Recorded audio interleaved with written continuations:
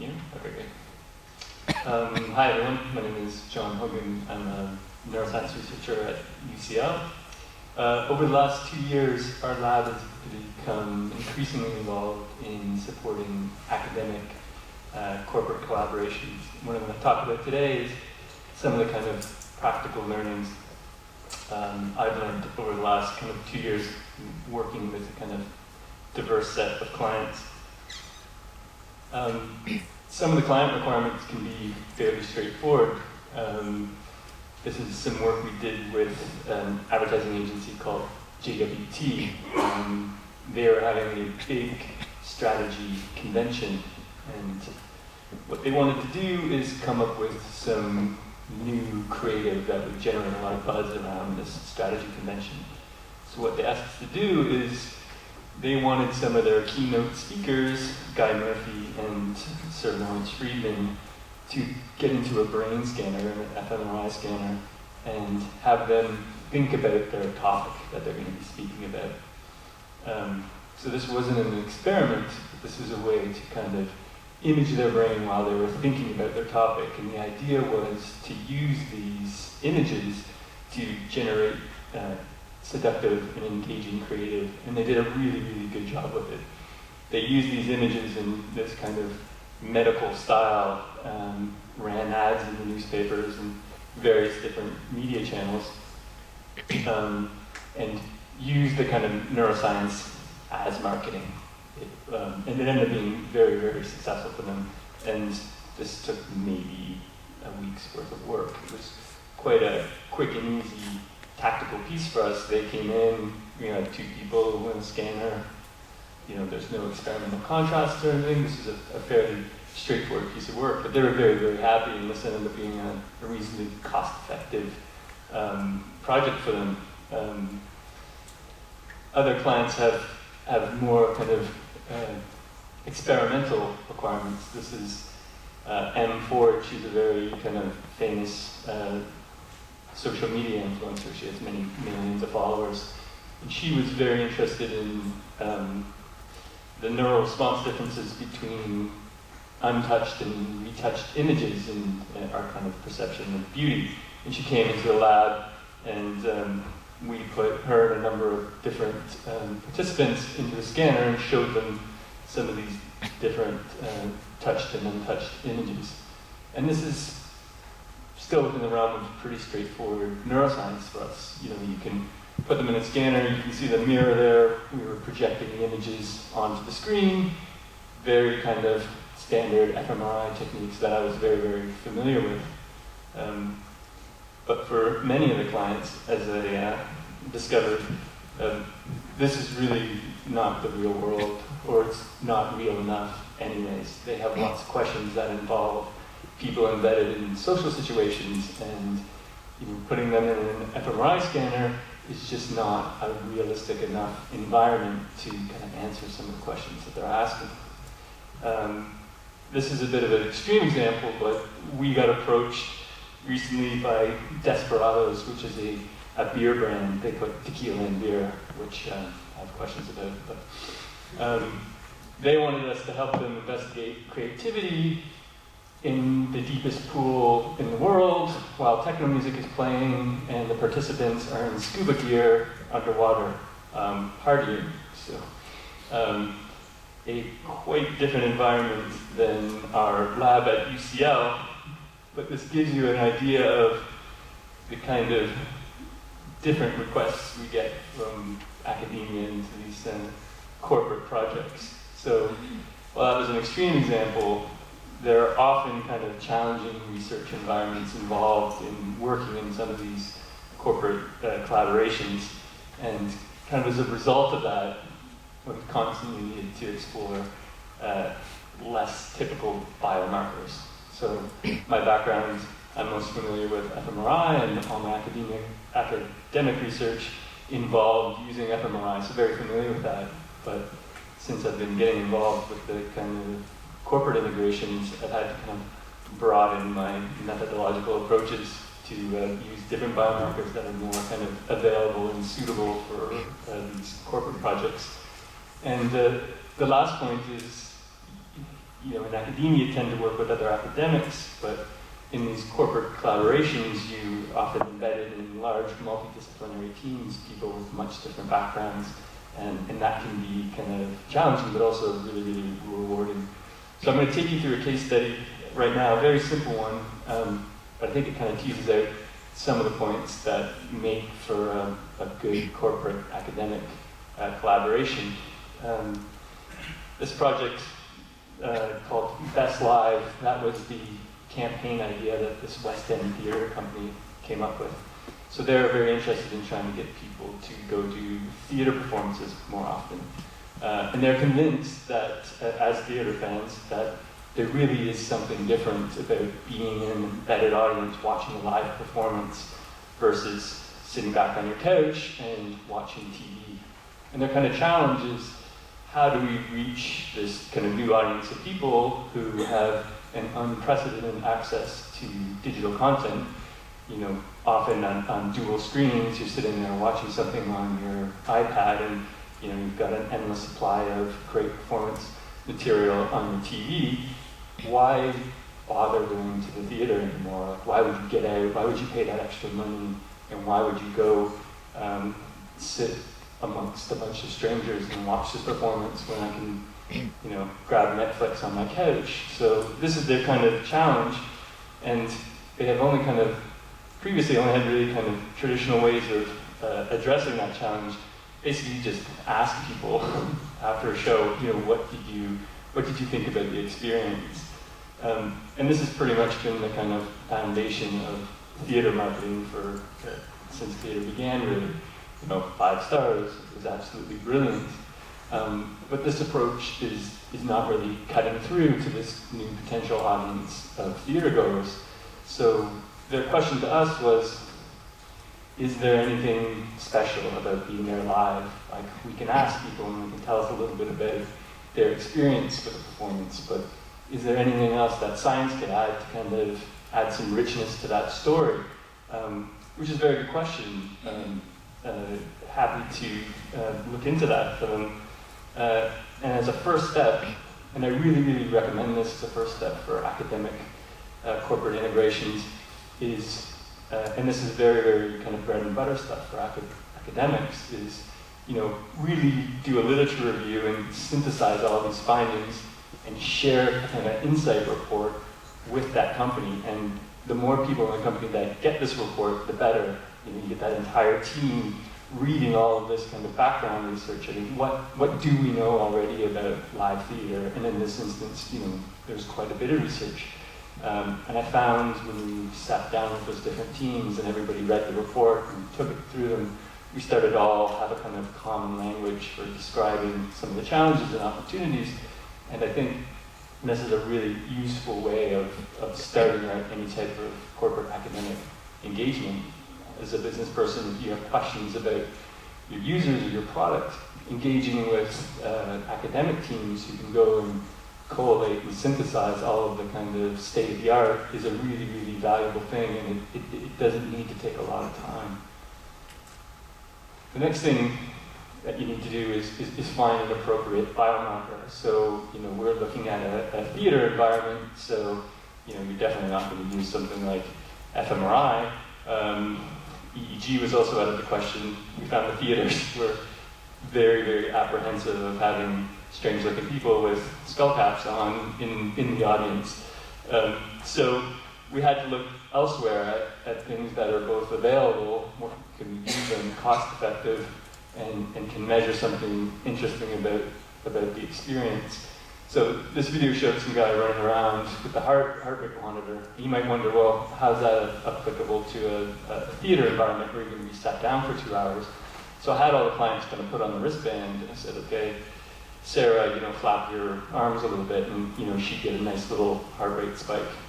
And then I'd say, okay, everyone stare at Greg, and then everyone switches and looks at Greg, and his heart rate goes through the roof. And what's happening is this kind of social response where just by having people look at him and him feeling quite on the spot or awkward, you're getting this massive spike in heart rate. So it's measuring this kind of autonomic response, which we thought would be very, very useful for measuring and describing what it's like to be in a live theater audience. So after much negotiation, we found a theater that was willing to have kind of 24 people show up with these giant-sized Fitbits and sit in the studio audience. The theaters were really, really worried that these things would somehow kind of interfere with your microphones, despite this being very similar technology that many of you are probably wearing in your wrists right now. Anyways, after some negotiation, we convinced them to let us wire 24 people and go to a live theater production of Dreamgirls at the Savoy. And what we found when we compared this to a similar sized group watching the Dreamgirls movie, which is practically identical, other than maybe not live, is that you get this kind of incredible range of heart rates in the live theater edition. But you will see similarities. Like, in the movie, you get the kind of same bump there in the middle and the same bump towards the end, but the range is far greater in the theater condition. And then when we looked at the individual heart rates and we set them aside the British Heart Rate Foundation's recommended cardiovascular zone. So this is the level of heart rate that they recommend for cardiovascular fitness, that kind of division between the blue and the warm color above it. We noticed that people, on average, spent about 30 minutes. They've been seated the whole time, 30 minutes in this kind of heart fitness cardiovascular zone. And when we told people this, these participants, I mean, they had no idea. They would have said the same thing. Oh, it was a very good show.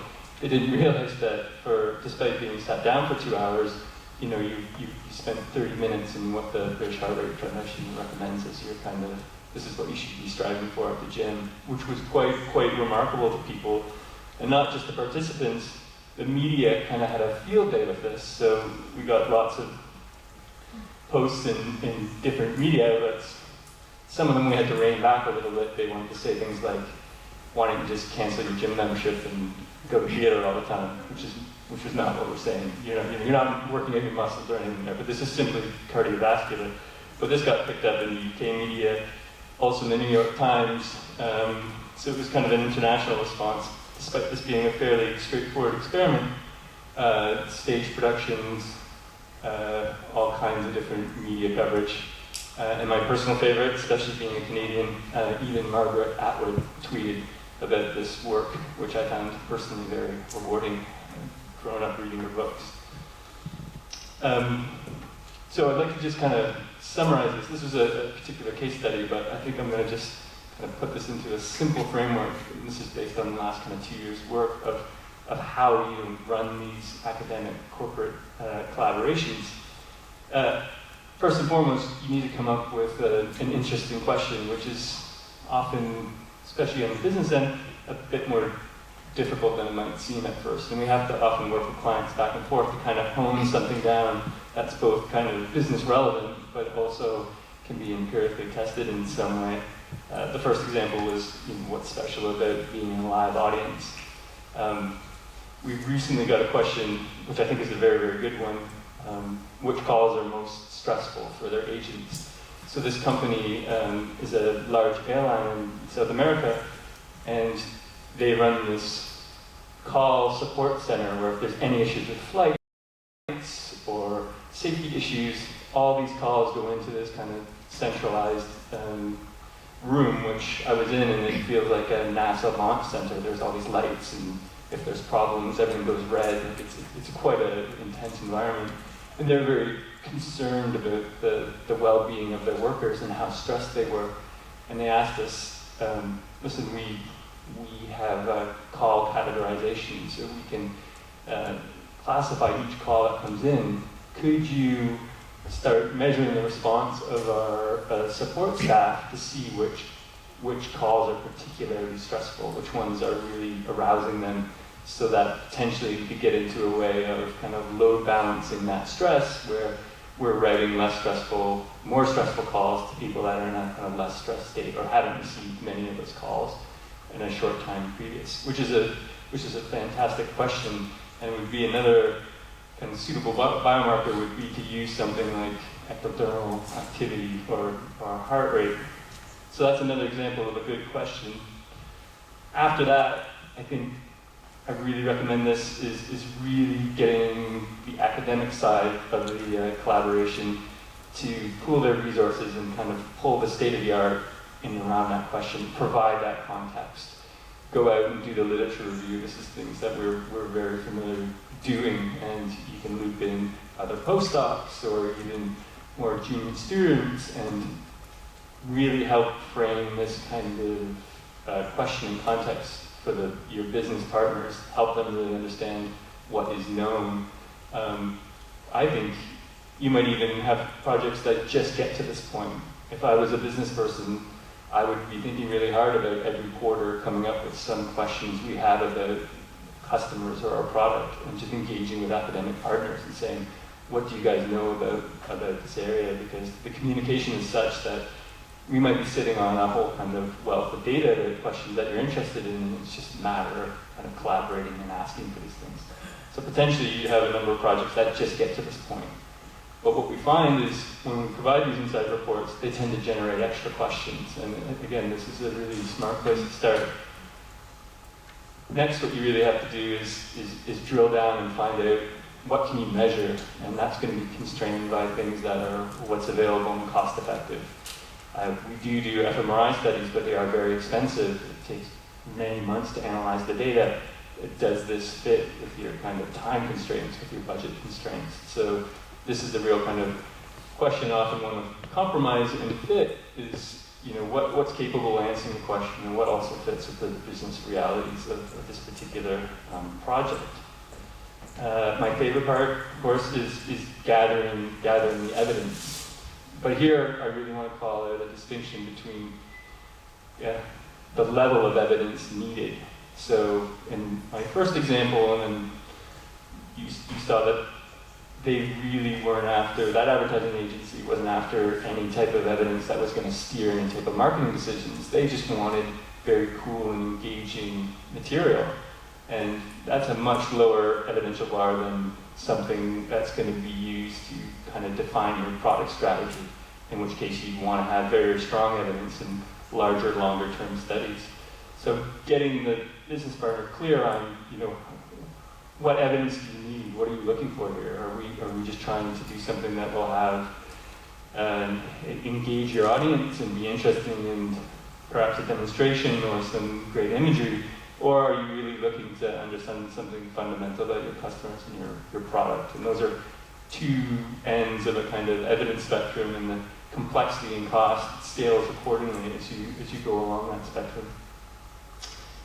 And then the last point, and this is one we had to learn over and over again a couple times, was think about how you're going to share these results. I mean, lots of the things that might be known in academia might be not well understood outside academia, so often media outlets and others are very, very interested in these findings, and it makes a lot of sense to think up front about your communication plan.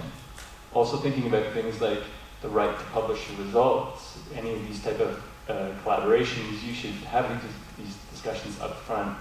You should retain the ability to report on the results in academic journals, but also who's going to manage communication in the non-academic outlets, and who's going to kind of be able to constrain what is said so there's not misinterpretations or misrepresentations of the data. So this is a framework you really, really want to get set up in advance, and it takes a bit of negotiation. But doing it after the fact is a mistake. This is something you should do kind of early days in the engagement. The last point for me is that I really, really enjoyed the last couple of years. There's a lot of great questions and great data in the academic world, and I think in the corporate world, and I think on the academic side, we're sitting on a lot of really relevant findings, and I think it's just a matter of opening these communication channels, and actually the barrier doesn't really need to be that high. Even something like these insight reports, these things should be happening much, much more frequently. Having done a few of these over the years now, it's something that, if I'm in the business world, I'm going to recommend to anybody that I come in contact with, because I think this is a really, really smart way of work. I think there's a good synergy here, and I think it's really worth engaging both sides. If you're on the business side and academic side, really try to push this because I think it's mutually beneficial. All right, thank you very much. Thanks for listening.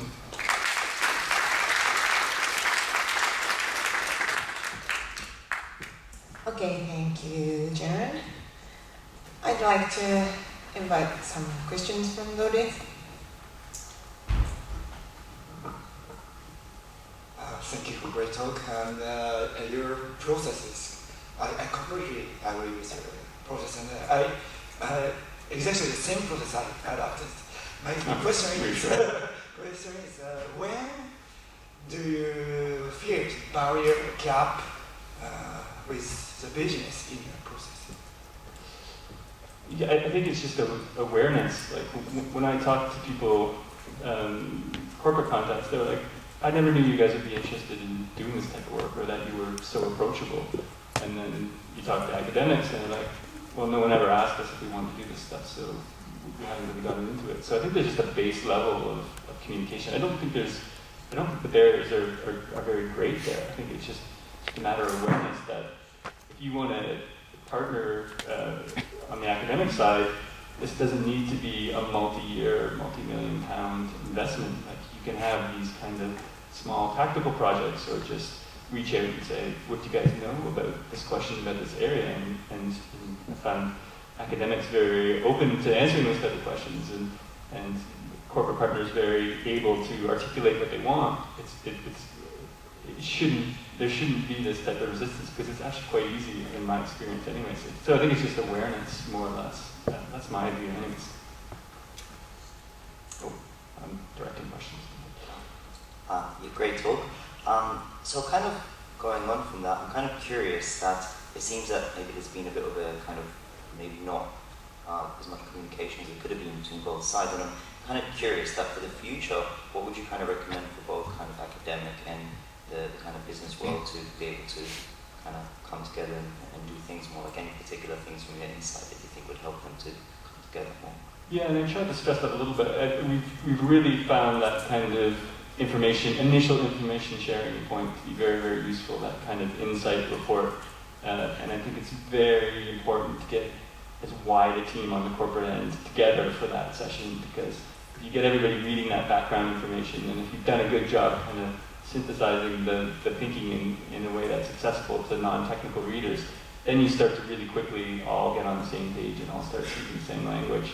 So I think investing in that kind of upfront step really helps them focus on what's important, refine their question, but also gets everybody kind of speaking the same language.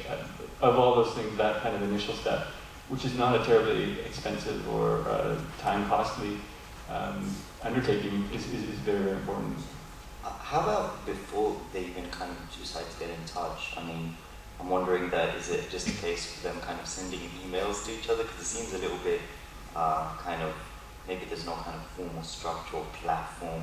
I suppose even an event like this is a kind of platform, right? Just curious. Yeah, you're right. There probably is room for improvement there. It is quite unstructured, and we'll often get some kind of pretty out there requests, like the deep pool example, and there'll be a lot of back and forth before we kind of even distill that down into something that's even potentially answerable. So you're right, that we haven't worked that out yet. There is often some kind of back and forth at the beginning, just to even get this into even a vague project plan. Thank you. You're welcome. Okay, I try to pick one up from the Slido question. So the second one, there are common pitfalls working with business. What are the most common things you need to educate business client about? Is that the middle question there?